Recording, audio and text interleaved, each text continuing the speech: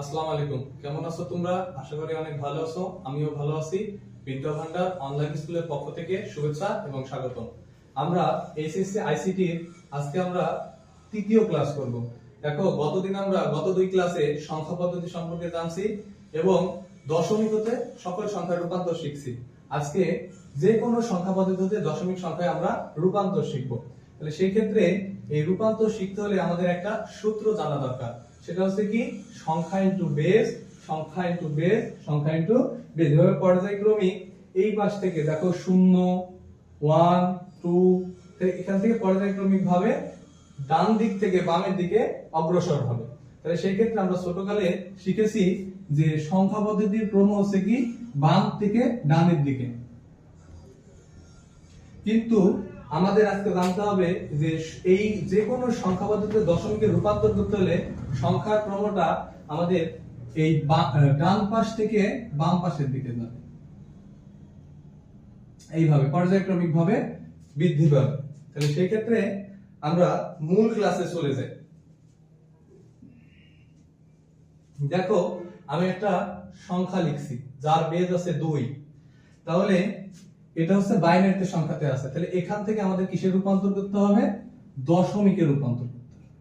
তাহলে সেই ক্ষেত্রে আমাদের এই যে এক একটা সংখ্যা আছে এখানে, যেমন 1 1 1, এখানে এক একটা সংখ্যা, আর নিচে যে 2 আছে না, এই দুইটাই হচ্ছে বেজ। তাহলে দেখো যে সংখ্যা ইনটু বেজ, তাহলে সংখ্যা হচ্ছে 1, বেজ হচ্ছে কত? 2। সংখ্যা 1 2, এভাবে পর্যায়ক্রমিক ভাবে আমরা লিখে নিব।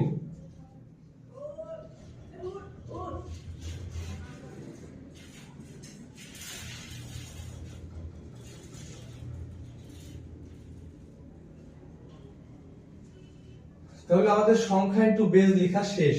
তাহলে সেই ক্ষেত্রে এই যে সর্বডানের যে সংখ্যাটা আছে সেই সংখ্যাতে আমাদের 0 1 2 3 4 5 তারপর 6 7। তাহলে সেই ক্ষেত্রে আমাদের এই যে 0 থেকে 7 পর্যন্ত যে আমাদের সংখ্যাটা আসছে, এর এবার 2 এর উপরে 7 আছে, মানে আমরা 7 দুগুণে 14 এটা লিখবো না, আমরা লিখবো কি 2 এর উপরে 7 আছে মানে 2 আছে 7 বার। কয়বার? 7 বার। তাহলে আমাদের এভাবে করতে হবে যে আমরা হাতের কর গুণে করতে পারি যে 2 কে 2, 2 দুগুণে 4, 4 দুগুণে 8, 8 দুগুণে 16, 16 দুগুণে 32, 32 দুগুণে 64, 64 দুগুণে 128। তাহলে একের সাথে যদি আমরা গুণ করি তাও হবে, যদি আমরা সরাসরি লিখি তাও হবে। তাহলে 128 টু টু দি পাওয়ার 6 সমান কি 64, তারপর টু টু দি পাওয়ার 5 সমান 32, আর শূন্য যেখানে আছে শূন্য, সেই শূন্যর আমাদের 2 এর উপরে যে এখানে নাম্বার আছে বা সংখ্যা আছে সেই সংখ্যা দ্বারা আমাদের গুণ করার কোনো প্রয়োজন নাই। তাহলে সেই ক্ষেত্রে আমরা শূন্য আছে শূন্যই লিখে দেব। তারপর দেখো 2 এর উপরে 2 আছে, তাহলে 2 কে 2, 2 দুগুণ 4, আর এখানে দেখো 2 এর উপরে 1 আছে, তাহলে 2 কে 2, আর এখানে কি আছে? শূন্য আছে। তাহলে এখানে কিন্তু একটা সূত্র আছে, এইটার ক্ষেত্রে শুধুমাত্র শূন্য হলো, কিন্তু এখানে আমরা নবম দশম শ্রেণীতে একটা সূত্র শিখেছিলাম শূন্যের লগ। এই কোন কিছুর উপরে যদি শূন্য হয় তার মান হয় 1, যদি আমরা 1000 এর উপরেও শূন্য দিই তার মান হবে কি 1। তাহলে সেই ক্ষেত্রে ওখানে যেহেতু শূন্য আছে তাই ওটার মান আমরা শূন্য লিখে দিয়েছি। তাহলে দেখো যে আমরা যদি এই সংখ্যাগুলো ক্যালকুলেটরে যোগ করে দিই, 128 যোগ 64 যোগ 32 যোগ 4 যোগ 2, তাহলে এখানে আমাদের মান আসে 230। তাহলে 230 10। এইটা গেল আমাদের বাইনারি হতে দশমিকের রূপান্তর। এটা হলো কি বাইনারি হতে দশমিক। দেখো বাইনারি হতে দশমিকের ক্ষেত্রে আমরা কি করছি, সংখ্যাটা লিখছি, সংখ্যাটা লেখার পরে এখানে যে প্রত্যেকটা এখানে এক একটা আলাদা আলাদা যে নাম্বারগুলো আছে এই আলাদা আলাদা এটা একটা সংখ্যা। তাহলে সংখ্যার ক্ষেত্রে এখানে বেজ আছে কত? 2। এই 2 এর উপরে আমরা এভাবে পর্যায়ক্রমে লেখার পরে এই যে ডান পাশ থেকে বাম পাশের দিকে সংখ্যার অগ্রসর হয়েছে, তাহলে সেক্ষেত্রে এখানে 7 পর্যন্ত আসছে। এই 2 টু দি পাওয়ার 7 মানে কি 2 আছে 7 বার, তাহলে সেই ক্ষেত্রে এটার মান আসছে 128। 2 এর উপরে 6 আছে মানে এখানে আছে 2 আছে 6 বার, তাহলে এটা 64, এটা 32, এটা 4, এটা 2, আর যেখানে শূন্য আছে সেটা যেমন আমরা শূন্য লিখেছি। এই গেল হচ্ছে দশমিক, বাইনারি হতে দশমিকের রূপান্তর। এবার দেখো আমরা শিখবো হচ্ছে অক্টাল হতে দশমিকের রূপান্তর।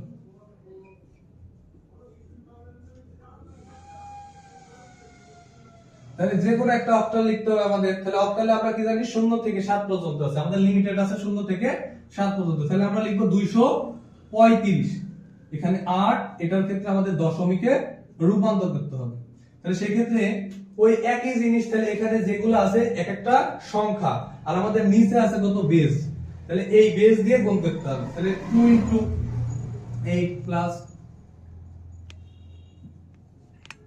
5 * 8, আর সর্বডানের দিক থেকে আমাদের বেজের উপরে সংখ্যা পর্যায়ক্রমিক ভাবে বাড়বে।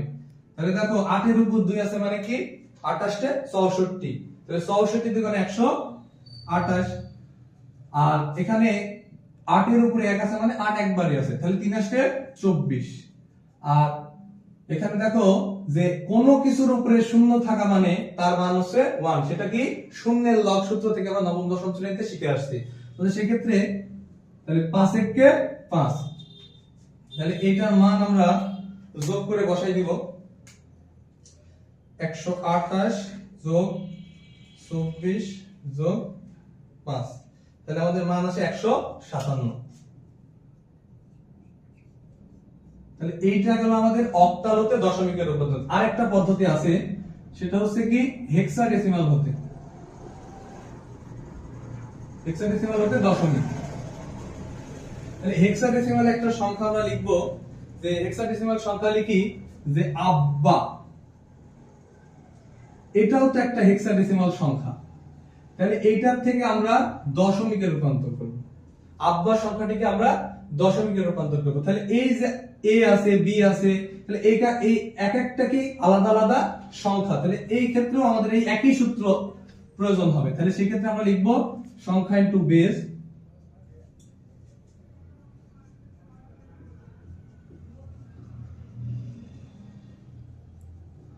কিন্তু এখানে দেখো a আছে, b আছে আর a আছে, তাহলে সেই ক্ষেত্রে আমরা তো এর মান যখন আমরা সংখ্যা পদ্ধতির প্রথম ক্লাস করেছিলাম, তাহলে সেই ক্ষেত্রে আমরা দেখেছিলাম যে এর মান কি 10, b এর মান 11, c এর মান 12, d এর মান 13, a এর মান 14 আর f এর মান কি 15। এটা আমাদের মনে মনে রাখতে হবে। তাহলে সেই ক্ষেত্রে আমাদের একটা লাইন করতে হবে, সরাসরি আমরা এখানে এর মান 10 বসাতে পারবো না, তাহলে এখানে আমরা নিচের লাইনে বসাবো 10, আর এখানে আমরা আরেকটা ভুল করছিলাম, সেটা হচ্ছে 0, এই যে 1, তারপর 2, তারপর 3, এভাবে আমাদের বেসগুলো লিখে নিতে হবে। তাহলে 16 এর উপরে 3 আছে, তাহলে 16 এর উপরে 3 আছে মানে আমরা 16 পাওয়ার 3, তাহলে সেই ক্ষেত্রে 4096 যোগ b এর মান কত 11, তাহলে 11 আমরা 16 আর 16 গুণ করলে জানি যে 16 এর উপরে 2 দিলে 256 হয়, তাহলে 256, তাহলে 16 এর উপরে 1 টাকা মানে 16ই থাকা, তাহলে 11 * 16, আর a মানে 10, 10, আর এই যে আমরা জানি যে কোন সংখ্যার উপরে শূন্য থাকা মানে তার মান 1, তাহলে সেই ক্ষেত্রে আমাদের এখানে 4096 গুণ 10 মান আসছে 40960 যোগ 11 গুণ 256, 2816 যোগ 11 গুণ 16 176, আর 10 একে 10, তাহলে এই সংখ্যাগুলো আমরা যোগ করে দিব। তাহলে দেখো 4960, 40960, 2816 যোগ 176 যোগ 10, তাহলে আমাদের মান আসছে 43962। এইটা আসলে আমাদের দশমিকে।